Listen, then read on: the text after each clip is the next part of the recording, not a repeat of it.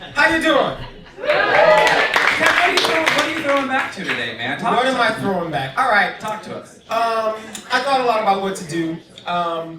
I work with this guy on a show called Classic Whitney Alive that I do. Actually, the next one's next Wednesday night, 9:30 at Joe's Pub. Okay. Anyway, and so we were talking about what I should do. I don't have any video because everything I have is on VHS. It kind of dates me, I realize that. It's all good. But anyway, so I thought I would throw back to a time in my life where I was discovering myself, discovering my confidence, my talent, learning to accept and love myself. And people always ask me, why Whitney? Why Whitney? Why not Whitney? Come on. Okay?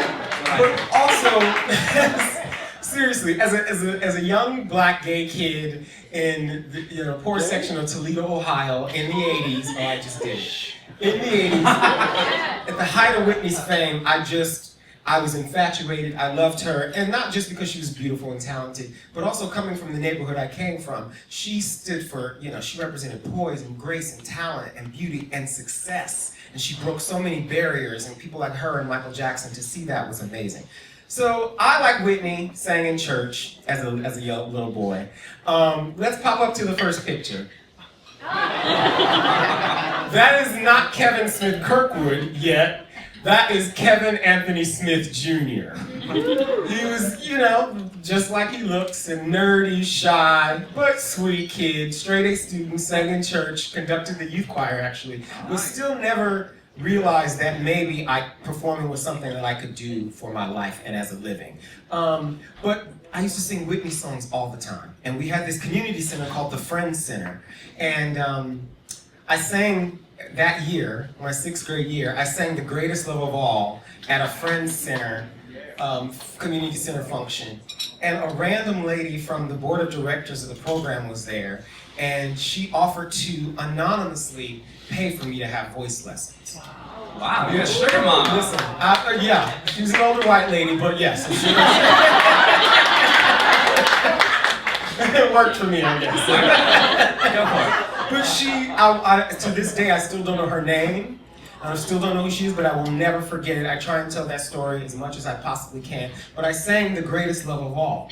So that also made me feel a lot more connected to Whitney, and it obviously gave me a lot of outside validation for myself. So this kid went on a mission to start discovering himself, start discovering his talent, and which leads me to the next picture. This is 8th grade Kevin. All right, obviously getting a little more confidence, experimenting with his style, Anybody remember Dwayne Wayne from Different World? Okay, so I loved those glasses. I traded in those brown things for those, and I thought I was the coolest thing ever. This was taken at Cedar Point. Anybody know Cedar Point? The amazement park. Come on. One of those machines where you could choose your magazine profile, and I slipped my arms into that tux thing, and they velcroed it down the back, put the top hat on, and I said, wait, it's Success Magazine, I gotta have some money. So I pull out the rest of my spending money. I think that's like $22 in 5s and 1s. But you couldn't tell me anything. I was starting to discover myself. And but Whitney was still, a huge influence in my life. And the confidence kept going, the discoveries kept going, which then takes me to the next picture, which is high school Kevin. Also experimenting with some style things. This was Ohio State Fair Youth Choir, which is the summer between my junior and senior year. Wait, that's your whole choir? No, that's actually a special quartet called First Edition that we got to perform some special stuff. But anyway, it was like a 250-member choir from kids all over Ohio. It was an amazing experience. People made fun of me though for that hair. It was supposed to be blonde, but it was called Autumn Sunrise on the Dark and Lovely dye kit box. I loved it. You couldn't tell me nothing. I was fly. This kid was also discovering his sexuality, and where I came from, let's just say it wasn't easy.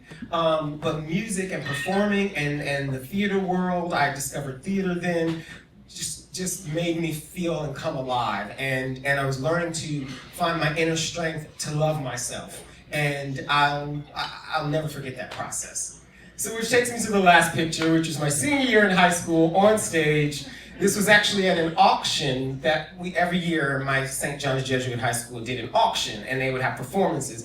By then, I was the leading player in high school, so the confidence was huge.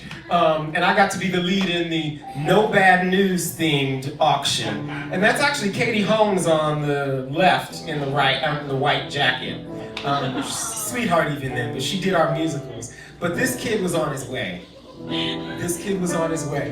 And I still feel such a connection to Whitney and her music, and the message of this song is about loving yourself and finding the inner strength to do that. And so, I want to share it with you.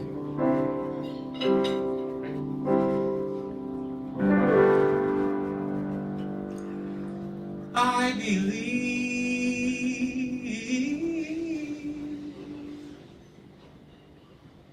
the children are our future. Teach them well and go on and let them lead the way.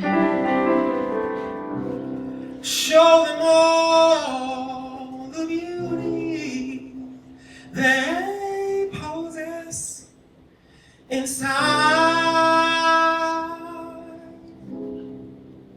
Give them a sense of pride. It makes it easier. Let the children's laughter, let it remind us how we used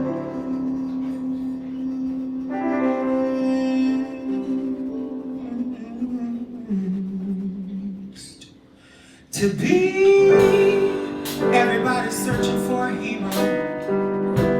People need someone to look at